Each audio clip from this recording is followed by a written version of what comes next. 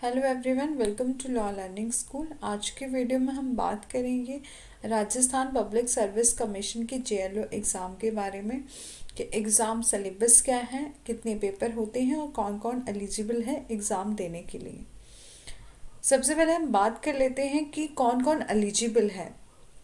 तो जिस भी पर्सन ने जिसने एलएलबी कंप्लीट कर लिया है, अपना लॉ ग्रेजुएशन कंप्लीट कर लिया है, वो एग्ज़ाम दे सकता है। उसकी एज 21 साल से 40 साल के बीच में होगी और बाकी कैटेगरी वाइज जो रिलैक्सेशन मिलता है वो अलग से है। लेकिन यदि कोई पर्सन है जो कि राजस्थान से बाहर का है तो उसको रिजर्वेशन नहीं मिलता, वो जनरल कैटेगरी ही में काउंट होता है। ठीक है। और कितने पेपर होते हैं तो वही सिस्टम होता है, प्री, मेंस और इंटरव्यू। 3 स्टेजेस में ही एग्ज़ाम जो है वो कंडक्ट करवाया जाता है। और साथ ही साथ जान लेते हैं इसके सिलेबस के बारे में। तो पेपर 1 में आता है कॉन्स्टिट्यूशन ऑफ इंडिया के बारे में पूछा जाता है, जिसमें कॉन्स्टिट्यूशन के प्रोविज़न है, जैसे directive principle of state policy है या function of a high court, supreme court of and attorney general है, इसके बारे में पूछा जाता है।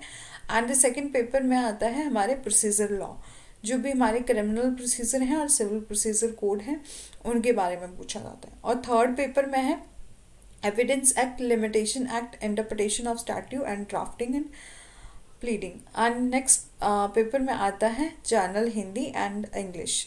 ये एक बेसिक हिंदी और इंग्लिश पूछी जाती है, जो भी हमारी होती है, जैसे हमारे टेंसेस हो गए, फ्रेजेस, वर्ब हो गई और इडम्स हो गए और एक्टिव पैसिव वॉइस हो गए, जो भी हमारी बेसिक इंग्लिश होती है उसी के बारे में पूछा जाता है। और साथ ही साथ होता क्या है कि 200 नंबर का एक, जैसे हर एक सब्जेक्ट, जैसे पेपर 1 का 50 नंबर का पेपर होगा, 50 का इसका होगा, 50 का इसका होगा, मीन 200 मार्क्स के का पेपर आता है। ठीक है।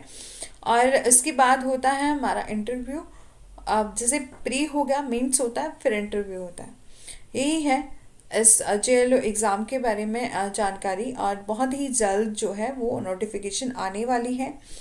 और ऐसे 200 तक वैकेंसीज बताई जा रही है। आगे पता नहीं नोटिफिकेशन में क्या आता है, लेकिन बहुत ही जल्द आप सभी जो भी इस वीडियो को देख रहे हैं या जो भी जेएलओ बनना चाहते हैं, तो आप अभी से अपनी तैयारी करना शुरू कर दें, ताकि आपको बाद में प्रॉब्लम ना हो। क्योंकि लास्ट टाइम जब इसकी वैकेंसी आई थी तो 3 महीने के अंदर ही एग्ज़ाम को कंडक्ट करवा लिया गया था। ठीक है। और यही जानकारी थी। और यदि आपको वीडियो अच्छी लगी है then do like, share and subscribe. और साथ ही साथ मैं आपको बताती चलूँ कि मैंने अपने ही चैनल पर जैसे आईपीसी के काफ़ी ज़्यादा वीडियोस अपलोड किए हैं, आप उसको भी देख सकते हैं। एमसीक्यूज़ की अलग से प्लेलिस्ट बनाई है, आप उसको एमसीक्यूज़ को देख सकते हैं। वो एग्ज़ाम पर्सपेक्टिव से काफ़ी ज़्यादा इम्पॉर्टेंट है। और कॉन्ट्रैक्ट की भी और एडमिनिस्ट्रेटिव लॉ की, यदि आप कोई भी जो लॉ कर रहे हैं या साथ ही साथ किसी एग्ज़ाम की प्रिपरेशन कर रहे हैं, वो बहुत ही ज़्यादा इम्पॉर्टेंट वीडियोस हैं, आप जाके उनको देख सकते हैं। और thanks for watching. Do like, share and subscribe, press the bell icon.